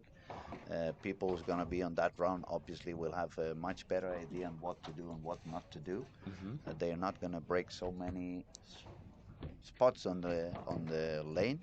So if it has to happen, it makes sense to me that it could be more or less on that stage of the event. No, it could be obviously put all the good ones together. That might break down the lane easier. But the thing that I felt, when we start the event, we can always say, "Oh, we don't know what's happened with the good guys get here when it's a more good bowlers and everything." And I have to say, not much different has happened. No, no, I know, but And it might be until now because having three guys this high up after 4 or 5 games, I five mean, games, in the last squad, that's not very common. not that common. All those guys are getting tired for sure. It's getting late in the evening. They've bowled enough squads to be frustrated. But then again, we have three really good bowlers. Lukas Jelinek from Czech Republic, he's a fantastic 200 lefty. And I don't think we have to mention too much how good AJ and Dominic is. So there's some raw talent and very good bowlers up there. So could be that they all make it, all those three. And we have Quentin Duro as well. He's been improving his game a lot lately and becoming better and better. And then after that, we have the USBC Masters champion, Gary Haynes. He's Gary been fighting Haynes, out hard too. definitely. And then we have another Swedish guy, Philip Strongren. He just had a couple of low games on 4 and 5, but he's still alive. I mean, we're talking about a possible cut about 95 over. So all these people who are sitting with 40 up, they are still alive. Anyone can shoot to 50, especially when we're talking about people that talented. The number to aim for is 99. Like if you go 12.99 or better, then you're gonna be a lock because it's 94, 95, 96, 97, 97, 98, 98. Hmm. And I had 85 with an open in the 10th. Oh, That was not good, was it? oh, don't Yeah. remind me that. Daniel will be happy. I can help him more tomorrow. Last year was a disaster. I bowled all the way. He had to do all the work. We have a He had a couple of guys. couple of questions Jonathan. here on the chat. We have AB, who can participate? Well, it's open to. Yeah, you just need to be a member of any federation, any country's federation, if it's the USBC or Swedish Bowling Federation or any. So any sanctioned license, bowling license, Yeah, and you can come in. absolutely. What is the entry fee? As I've been telling, we had a little bit cheaper squads at the beginning of the week with the early birds. It was approximately $130, more or less, Hmm. depending on the change. We're talking about Swedish crowns. A little bit later on in the week, it was about 150, and now the last days was a little bit higher. It was about $175, more or less. Yeah. Then we see Thomas Carlberg. Luis, you got to say bellissimo to them. Okay, I'll make sure about that. I'll Shall I? say hey to Johnny and I say hey to Tarek. Tarek Helmi is our guy from Egypt. It was a bunch of years ago. He was in Sweden, and it would be nice to see you again, Tarek. Hope you're doing good down there with the pyramids and all the. Give my best to the Sphinx. It's been many years I haven't been over there, so give my best regards to her. Yeah. So it's good to see familiar faces here in the chat for sure, and that's another thing that makes me happy with this tournament. The amount of bowlers coming here, actually not bowling, just showing up Just showing up. Yeah, and today. catch up and stuff. It's great. I mean, today I saw so many Team Sweden bowlers from when I Hmm. was a teenager, and I was following Thomas around the planet, and Yeah. Eva Jonsson, Susanne Erlandsson, Hmm. Per Gustafsson. Yeah. Uh, it was a bunch of them. So some of them even I don't remember the name, but yeah, Martin Bleeks was here during the week as well. Yeah. Matthias Uh, Orup. Matthias Horb, exactly. So it's always, as I keep telling everybody in Spain, you guys need to show up. You need to come up here. It's not about how good can you bowl. It's so much. Ooh, 5-7 for Colin, lane 3. I'm gonna hear you got to give some more rest, buddy. Ah, he's Maybe been he's apology. the one thing that Carl is struggling with a little bit is taking his hand out of the ball and be smooth and just roll it. And I heard he's talking about it, and he's been working hard over the week to do it. And maybe he just got to the point where it's a little too clean. Yeah, a little too clean, and but on not only Carl's, but every young talented bowler who has been struggling here on their defense. I believe it's not really their fault. It's that the last 4 or 5 years we have been bowling in quite very different patterns than the one that we have in here. It's very popular nowadays to bowl on this kind of urethane, grip the ball a lot, give a Uh-huh. lot of surface, and this event is completely the opposite. You don't want to get any surface on the ball. You want to be very clean and Yeah, very smooth with your hand. nice and gently. And how can they be good on something that they do once every 2 years? You know the saying, a product of the environment. Ah, Yeah, I knew so you could. Let's see that's why I like Martin. I yeah. take 1 hour to say something that he gets to say in one sentence. But you like to talk. Yeah, that's why I sit down over here so I can spend the day. And No, but imagine if it's you were doing this on your own, you would say one sentence every exactly. couple of hours, and Yeah, that's why you're walking around, it would be working, boring. working your ass, and that's why I just sit down here and keep talking and keep talking and keep talking. Yeah, yeah. No, no. It's just the nature. What you practice on, you will be good at. And It's true. if that's a lot of friction or a little friction or long patterns, short patterns, That's what you will master, yeah, and that is 100% true. I remember my first tournaments coming up to Sweden when Thomas was carrying me around. If it was outside shot, I would do very good. yeah, If it was dry lanes, I would destroy most of the people. As soon as it was a deep inside, I was gone. I was out of the picture, not even anywhere close to the cut.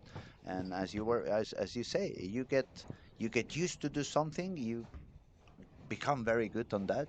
You can master that, but and that's why we keep telling to the people on the chats, don't practice just in one bowling alley. Go around, try to find different conditions, put yourself into more difficulties, try to master what you don't really master at the moment, and that's the only road to become a better bowler and become capable to do even more things than you do now. yeah. Well, they're some of the best bowlers in the world, but still, AJ is 4 marks into the game four with a lot of lost count, 52 in the third. Where is AJ? I don't see him. AJ Which is on the third camera on 9 and 10. 9 and 10 Well, for AJ? Yeah, he's not nine and four ten. frames yet, but he's gonna shoot the temp in to have 4 marks. Mm. And then we have Dominic. It's kind of same situation on 1 and 2. He has strike, spare, strikes, 7 spare, 6 spare. So he's not controlling the pocket three there No, no. either, and that's what's been the hardest thing there is on this pattern, because with the early friction, you don't have to miss a lot until the ball misses a lot down there. Yeah. So it sure is not just go in and bowl 200 last game and get it over with. It's gonna No, be a it's fight. not. It's definitely not that simple. It's gonna require a lot of energy. They're gonna have to stay focused until the very, very end of it. And where is Lucas, by the way? Jelinek. He's been moving around. He should be back on where he started, but I don't remember anymore what it was, and I did not write down the first lane. What do So we got, Lucas? He is.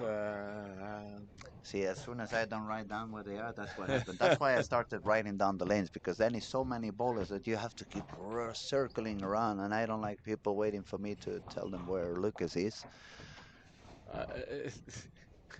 It's we like don't find him. where is Wally? You remember that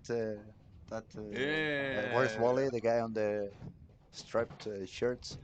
Okay, not in here, not in here, not in here, not in here, not in there. No, it's Luca, but it's another one. He disappeared. He just vanished in front of us. Oh, over here. Okay, not good either. Strike Strike. split, Oh, strike split. shit. And that is already a 176 pace. That would put him on 1295. And since AJ and Is he gonna Dominic phone a are having 170? no, no, definitely not. At least he needs 180 a long 180. Yeah, 180 would be 180 would sharp 180 would be great for him. 1299. Yeah, that was the number. So 180 Yeah. would make it, but that now he needs a double because Hmm. he's below that number. Now, actually, he's got the score to make 1295. If he's the last one, I'm not showing up tomorrow. I don't want to talk to Ryan if the cut is 1295. No, and Dominic had a strike to work on, and he left the baby split, the 310 on lane 2. Lucas is bowling on lane 6. Ooh, we got away with only the 4-7. It was straight on the nose. I have to say, in one way, I would like to be in their shoes, to be there bowling for making the cut in the last game. In another way, I'm happy to be sitting out here, it's right? not. They are not easy at the moment, and No, it's very demanding. It's very demanding, and it takes a lot of energy out of your brain, especially when it's already 10:30 in the night here in Helsingborg, and and and and, and and and most of they them bowl have to feet. at least bowled one squad early That's today what I and a was going couple to say, and they before. have been bowling quite a few games already, and they spent quite a big amount of energy because those Hmm. squads they did not succeed, so they wasted a lot of energy in there as well. Yeah, and also bowling and stuff like this, when the numbers like shooting 200s, 210s are hard, I feel personally that takes more energy than when the lanes are a little soft and you shoot 240s. It can be more frustrating. It can be a little bit more exhausting, and you end up making more shots because you have to take yeah, and you more have to more be on spare top of shots as well. your decision making all the time because you know you're not going to stay at the same spot or do the same thing very long. So you need to check what's going on the next pair and a lot of things that takes energy for sure. Okay, it was a open frame for Dom, so he is now on the pace of 184. That would be 1290. That would be He short. So needs a double as well. Dominic needs a double. Lucas needs a double. AJ for now stays alive. AJ is bowling on 9 and 10. If you guys want to follow AJ, Dom is on lane 1 and 2, and Lucas Jelinek is on lane 5 and 6. Now there So goes AJ. I don't know. The screens we had here is a little tough, but it's pretty cool with the Spectre Live, isn't it? Yeah, it's amazing. I mean, for the people who's broadcasting, not broadcasting, but watching the broadcast, Hmm. uh, the fact that they get even more information, they can see more things happening around. I mean, that's the main idea. That's Yeah, the main idea. That's what we want. We want to increase the amount of information that people receive. We want to give the best that we can, yeah. and that's the spirit. Grow, make the What sport about grow. what do we have? Sloan can get to 259 Yeah, but it's two eight. plus It's gonna be a 89. little bit short. Yeah, Yeah, 1289. rough, rough. He's been fighting very hard too, very hard. And even if he looks Sloan is a under fighter. 21, I don't think the ID is Nah, showing under 21, no, right? no, no. Lucas struck, and I missed, but Dom Dominic struck as also, well. and AJ had a double. Yeah, so good things happen for the three at that frame. But, So three Dominic frames to has go. the right lane where it's in front of the ball return, and that's the one he's been struggling on the last two shots. So that's a major shot coming up for Dominic on lane 2 very soon. You guys want to watch one of the best bowlers there is, and he really needs it. Clutch time, right? It is for sure. There goes AJ on lane 9. Okay, soft Ooh, 10, it almost looks but like my yeah, that like my 12 pounder I bring you sometimes. Yeah, that's the thing. Like it's not very long. Like 44 is not long. I have to watch Dominic on lane 2 before I yeah, talk yeah, about what yeah, yeah. I AJ's. agree. Can you get there? Push. That was Great shot. perfect shot. Ace. That was That like tells you something. nailed it, nailed it. Absolutely aced it. Now I would have liked to be on issues Yeah, because well, that he looks still needs a that mark. not while doing the shot, but right after the ball was in the pocket and got the 10 pins, and when Yeah. you turn around, then I would have liked to be in issues. I was going to talk about AJ's temp in there. Like, it feels like it's so hard on this pattern here to get the ball to save the energy to go through the pins. I agree. Uh, I the, the, agree. the friction we have in the mid lane will make the ball go forward and not really have any energy left. And if you try to get the ball to go through the pins, like kind of force it a little bit, Doesn't work. it's gonna go very, very much likely straight on the head pin. We have seen, as we said shortly ago, 27 squats. The Hmm. only bowler that really succeeded to do that aggressive, making the ball go long by being aggressive, it was Nate Purchase. Hmm. Everyone else who has been succeeding, it was by becoming a lot 1, 2, 3, smoother. 4, Yeah, 5, 6. a little bit more of a let the ball do the job. Oh, Ooh, he got lucky there, I think. yeah, yeah. Dominic had a 9. This is Dominic's 6th squad.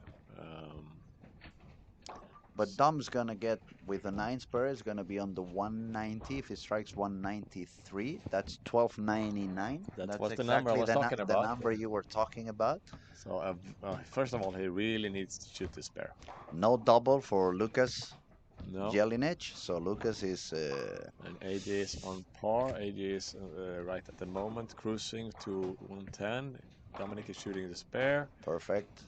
He's made his homework. Shooting spares is, of course, always important, but on this, even more.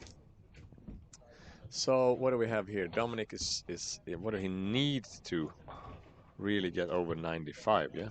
Yeah, Jelinic, if he makes strike spare is 176 plus 119. That would put him on 1295. So I believe Lucas Jelinic Strike is really really needs. good Yeah, for Dominic, and a 9 is also a decent one, I think. Then after that, we don't really know, but I think he can get away with a. Well, it depends on what other guys do. how many was there on 90? Now it's 94. What But do we have? I What do we have? Quentin Deroux. I haven't. What is happening with Dom? He struck that one, made it. yeah, He is Dominic is so in the relieved. final. Yeah, 99 is gonna make it to the final. I believe this the cut though it could be one pin shorter because we have on this qualifying we have Arnar is Yeah, on the list yeah, and Arnar is already in because of yeah. the. Is he removed already? Uh-huh. Okay, then I said nothing. My Yeah. apologies. You see, these technicians, they are so fast that they do Yeah. things before you can even And notice I don't them. know if all the people know that, but we had this special thing in coming out like in Sweden this year with the PBA Sweden, and the 3 winners earned a final step 1 spot, and Artna Jonsson was one of them, and he made it here also. So it would have been the same thing for us as taking 41 players, but instead we took his results away from the list just to make it easier. So it's still 40 names. What do we have? Quentin Deroux. Quentin. Now on the life. Uh, well, Jelinek got a strike. He's still alive. Where are you, Quentin?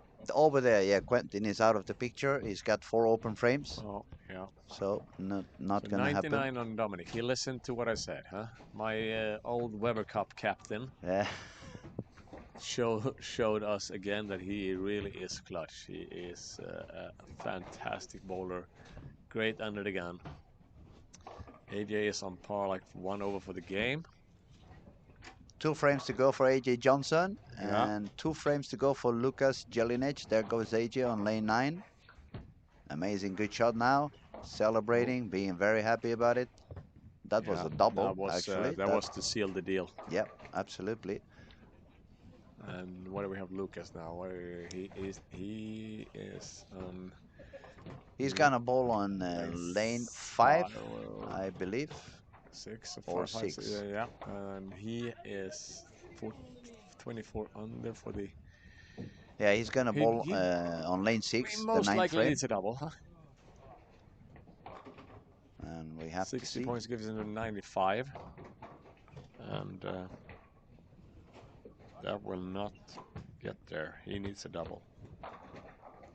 Well, by the look of it, Tommaso Radi and Emanuel Jonsson will drop out, but Emanuel has that score in the early bird. He will make it anyway.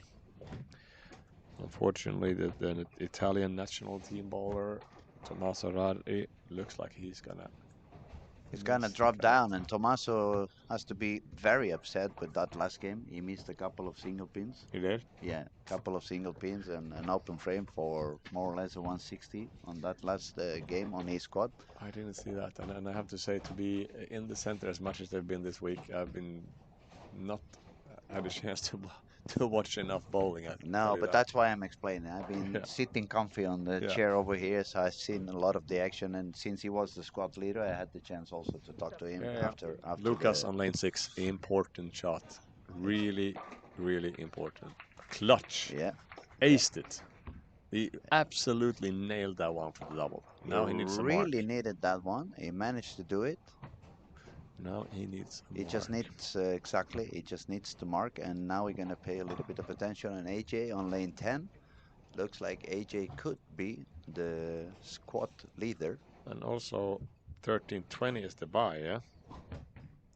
So he will love to do that to get sleep in and not have to be here for the Early 8 in the a.m. morning. Oh, that Well, was that not a was great in. one. Yeah, that was in. Oh, whoa, whoa, whoa, whoa, whoa, That was whoa. in, and that is not a good 89, 97, 97. Yeah, it's Yeah, gonna be enough. It's gonna be on 109 yeah, but it's over. gonna be early wake up call. That's gonna be an early morning for him. Yes, but And Andrew it's fine. Hall is probably liking that one because at the moment Andrew Hall is the one that got to sleep in, depending on what Lucas Jelinek. Oh, open frame for Lucas, or at least a split. Not an easy one. He just left the 410. And he's gonna have to make it, huh? Yeah, Someone is not liking his ball out there. yeah, He needs the spare. He definitely needs a spare. Otherwise, it's a he does. 172, and that's not enough. Is he He's doing it? going for it. Oh, Ooh, he really went for it. That oh, need not work. 1292, I believe it's the final score. That's already the cut we had before AJ and Dominic made it all the way in. And 1289 only. Yeah, 1289, that's no, not. it's out of the picture. That's sad to see for Lucas. He's been doing so well during the whole squad, and remember we were talking about it. At some point, everyone ended up hitting that wall. 197 for AJ Johnson, 1309. So he's the new or the last squad leader. Uh, Yeah, and we're gonna say goodbye to everybody now. I'm gonna go out there and interview. AJ is gonna be very happy. Martin, it's been a pleasure to have you over here, yeah. I'm buddy. just looking at these numbers. Looks like I'm gonna miss the cut with 3 pins or something, huh? How can I be called lucky? Yeah, Huh? just leave the lucky name for the tournament and Okay. make some new Yeah, shirts. Not so lucky, Larsen. yeah. Maybe it's gonna be a new theme for next year. Best before, not lucky anymore. Well, I just want to say thanks for everybody tuning in. It's many hours, long days. Tomorrow is going to be an unbelievable day here at Olympia. A very, very long one from 8 a.m. to more than 8 p.m. A lot of great bowlers on the lanes, tough conditions. We're going to see a little bit of everything. Some people will commentate all the time. We have our man Louis Montfort that's been here a long time, and he will get joined by different people. So tune in Make and sure to be back tomorrow. Yeah, don't absolutely. forget to subscribe, huh? We said that, and we're gonna keep on telling. Subscribe to our channel. It's 100% free. It's a lot more content to come. It's gonna be PBA regional. It's gonna be national Swedish league this year, down to 10 teams. So it's gonna be even more exciting than it was Yeah, and you until will now. support bowling, support the tournament. So And that's the main thing. Support bowling, make bowling grow. Good night, everybody. We'll be back 8 o'clock in the morning, Central European time, 2 a.m. in the Eastern Coast, 11 p.m. in the West Coast. Have a good night. good night, the world. Good night, Sverige.